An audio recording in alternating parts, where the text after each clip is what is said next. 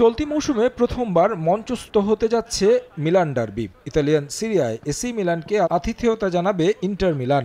রোমাঞ্চকর ম্যাচটিতে দারুণ এক রেকর্ডের সামনে দাঁড়িয়ে স্বাগতিকদের আর্জেন্টাইন তারকা লাউতারো মার্টিনেজ। এই ম্যাচে রোসোনেরিদের জালে 1 গোল দিতে পারলেই মিলান ডার্বিতে 10 গোল করা সপ্তম ফুটবলার বনে যাবেন মার্টিনেজ। গেল মৌসুমে 5 বার মুখোমুখি হয় মিলানের দুই ক্লাব। 5 ম্যাচেই অপরাজিত ছিল এসি মিলান। 3 ম্যাচে জয় আর 2 ড্র, যেখানে তার আগের 6টি ডার্বিতেই হার দেখেছে তারা। সবশেষ 2 অ্যাওয়ে ডার্বিতেও জয় এসি মিলানেরই। অন্যদিকে 11 ম্যাচে 24 পয়েন্ট নিয়ে সিরিয়ার চূড়ায় ইন্টার। সমান ম্যাচে 2 পয়েন্ট কমে 3-এ মিলান। ইন্টারের সমান পয়েন্ট 2-এ এএস রোমা। এখন পর্যন্ত হারের তেতো-স্বাদ পেতে হয়নি নেরাজ্জুরিদের। ইন্টারের ইতিহাসে স্রেফ 4 জন খেলোয়াড় আছে যারা 7টি ভিন্ন পঞ্জিকা বর্ষে সিরিয়াতে 2 অঙ্কের গোল করেছেন। 2 নগর প্রতিদ্বন্দ্বীর লড়াইটা যে উপভোগ্য হবে সেটা বলাই যায়।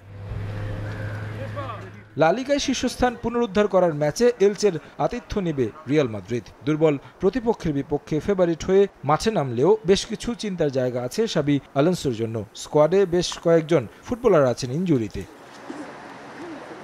কিলিয়ান এমবাপ্পে, কামাভিঙ্গা, ডিন হুইজেন্সরা আছেন ইনজুরিতে। এডার মিলিতাও, ডেভিড আলাবাও খেলতে পারছেন না এই ম্যাচ।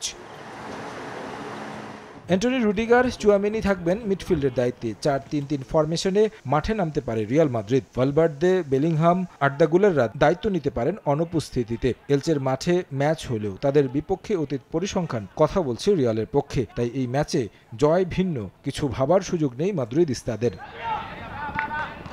তারেক হাসান শিমুল, সময় সংবাদ।